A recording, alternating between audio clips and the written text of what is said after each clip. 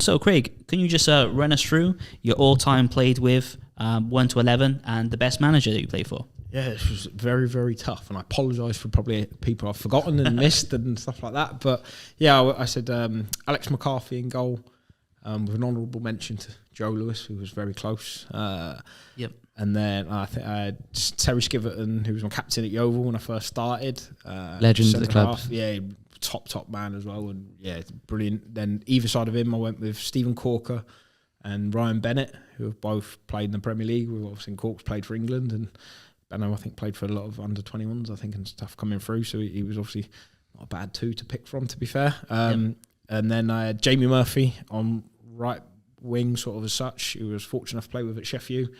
Tommy Rowe was on the left side. Again, I played with at Peterborough and at Doncaster, so that was nice. Then George Boyd and Chris Cohen, centre mid, respectively. Boyd played for Burnley in the Prem and had a real long and illustrious career at Peterborough. He's probably one of Peterborough's greatest ever players. And then Chris Cohen, obviously in Yeovil, which I was fortunate enough to be in Yeovil's team of the decade with him. So that was him. And then Lee Tomlin in front of them as sort of a 10. Probably one of the most naturally gifted players that I've ever seen play football. Again, so some of the stuff he could do was ridiculous. But again, it probably comes down to that intrinsic motivation, how much he probably wanted it and stuff like that. But yeah, he was really good. And then the front three of Dwight Gale, Billy Sharp and Britt Sombalonga.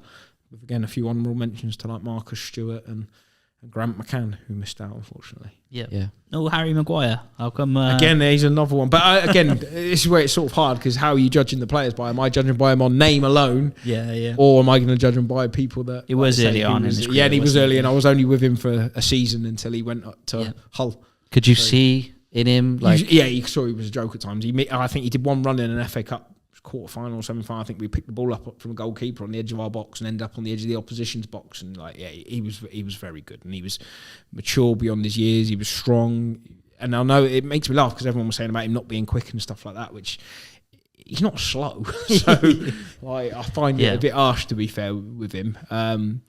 Because again, for us, probably he played the centre of a back three, so maybe that changed his sort of deficiencies, people would say at times. But yeah, that's the reason why. Probably he missed out, because again, like I said, I probably didn't play with him long enough to appreciate it. Yeah, that's a quality side. That is. Billy Sharp, he's got a big name there. Absolutely fantastic goal scorer. How good was he?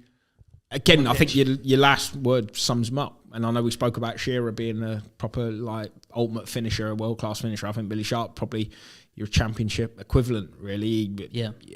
Anyone in and around the box you'd want the ball go to would be him, and he would literally score. He was just so sharp, literally by name as well, where he was literally like touch finish. He was brilliant. He was deceptively really strong, and he was he was a very, very good, clever, good all-round footballer, to be fair. And I think that's why he's played at the top for so long as well, and even banged in a few goals, I think, in the Prem as well. Every week you see on Sky Sports, every week the reel come down, Billy Sharp. Billy Sharp, like, God, this guy's on fire. Why isn't he not playing for a higher level Premier League side, maybe? But I think sometimes he got it in the end, I know, but he was incredible. Yeah, I think sometimes some of that is someone to take a chance on you a little bit, and also maybe some down to the player in terms of feeling comfortable in the environment he's in with the team, the manager. If he's got the trust of a manager and he's getting rewarded enough money-wise, he might not want to move because of any other reason. But I know he played for some really big clubs, like you say, Sheffield, Southampton, I think, Reading. Did he play for Reading as well? Yeah. And Scunny and stuff. And I think he's, a testament to him is his fact he scored goals wherever he's gone. Yeah. He can't be that bad. Yeah. Britt Sombalonga, a unit of a guy. Yeah. What was it like coming up against him in training? Britt was the maddest thing, weirdest. I've said this story a few times to people, because we literally had, I think it's when we sold Dwight, actually, Gale, that summer to Crystal Palace, and then we played Watford in a pre-season friendly, and this kid was 18 up front, and he threw Gabby Zaquani on the floor in our first in game, and everyone was like, who the that kid? Never, no idea, no one knew everyone. Literally the following week in training, he rocked up and chairman had paid £1 million for him, and he was unbelievable, to be fair. He was raw as anything, but he was quick, he was strong, and more importantly, he was a lovely, lovely kid. Really nice lad, and like I say, I'm so glad he's gone on to do what he's gone on to do. So he was good. Yeah, he was very good. Scored some goals as well. I saw his name a lot. Yeah, he scored. I think what was he? Watford. I think he scored for quite a few, didn't he? Forest. That was it. Forest played well, and obviously for Peterborough, he scored numerous amount of goals. So yeah. Did he go to Middlesbrough then as well? I was going to say Middlesbrough. Yeah. Just going to touch on the goalkeeper, Alex McCarthy. Obviously, Southampton now up to the Premier League. Played some other keepers as well. Did a bit of research. Ramsdale, Begovic, I think. Names. That's one. Begovic, one completely forgot. Yeah. So and youngster, I imagine. Really bad, because he had come on loan when he was at Portsmouth. Again, that was one really early on in the career. I think again was another one that was early. I think that just coincided with the time of us probably doing a little bit better at the time and all. But we're very fortunate actually. Yeovil, again, it probably comes down to players that came to Yeovil at the time, which was probably a testament to the manager, which was obviously Skivo and Russell Slade beforehand, that they managed to forge good relationships with clubs to get younger players in, knowing that they're going to come in and play. Because like you said, unfortunately in Yeovil, there's not a lot else for them to do to get distracted by. So they would come in to literally play. So now think of it, like you said, Al's come in and done so well now to go back in the Prem. We obviously had Begovic, we had another lad, Stephen Henderson, that was really good, that's now Charlton's goalkeeping coach. Okay. I think, so he was really good. Chris Wheel as well, that went obviously to Leicester. So we've had several good keepers actually in fairness at Yeovil. Yeah. Was you there when Yeovil was in the Championship?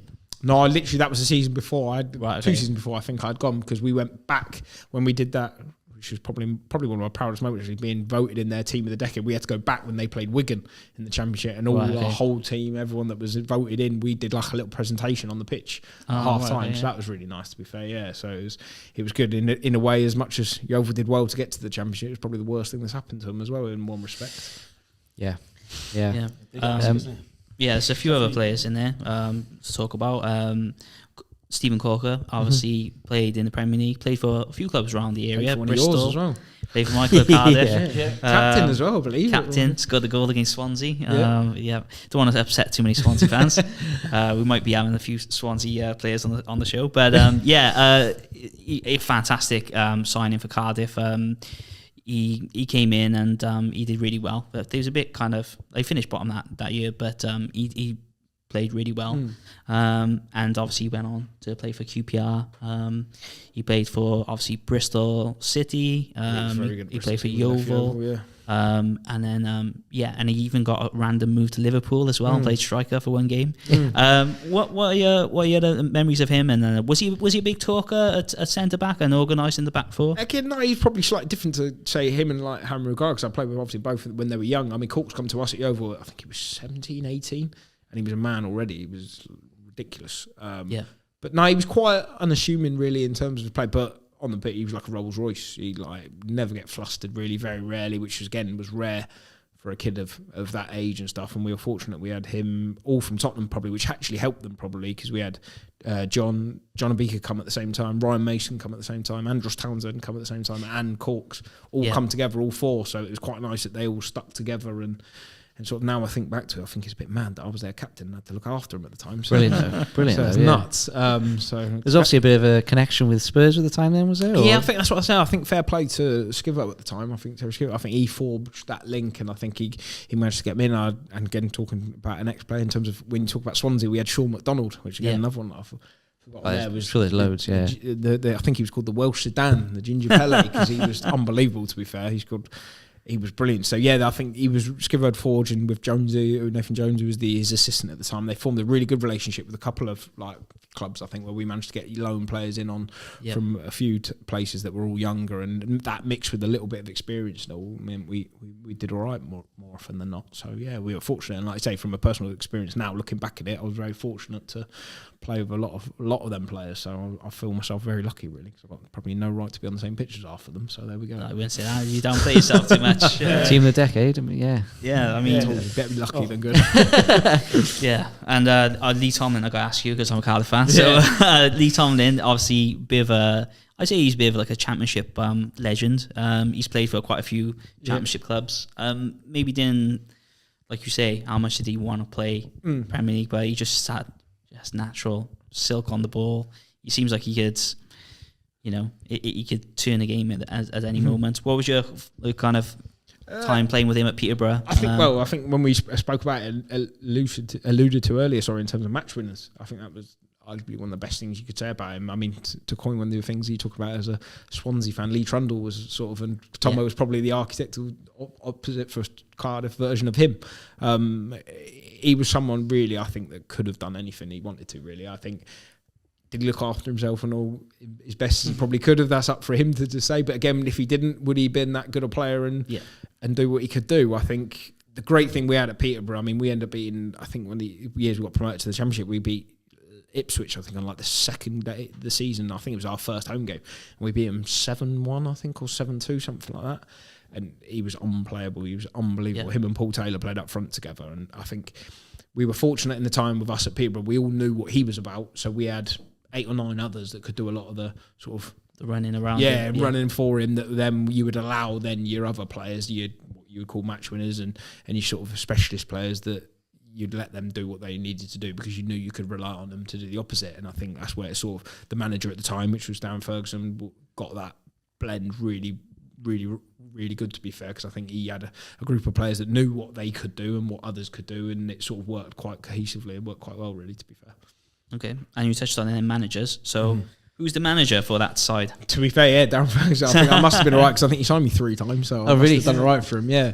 So I think lads used to reference me and Tommy Rowe actually as his like sort of surrogate sons, to be fair. A little bit like Harry Potter. I was the kid under the stairs that used to get bullied but liked probably deep down, and Rowe was always the favourite that got put on show to everyone. But yeah, no, for me he was fantastic. He gave me like the same opportunity in the Championship when I could have gone other places or whatever, but I think the allure of playing for him and sort of the name and own initially, but then after meeting him and working with him in terms of his due diligence to the game, his ideas and all that, he was second to none for me in terms of it. And I think the great thing about him, you always knew more often than not where you stood with him. Yes, he could fly off the handle and have a go at you, and you made you feel on edge. But yeah, he was brilliant, to be fair.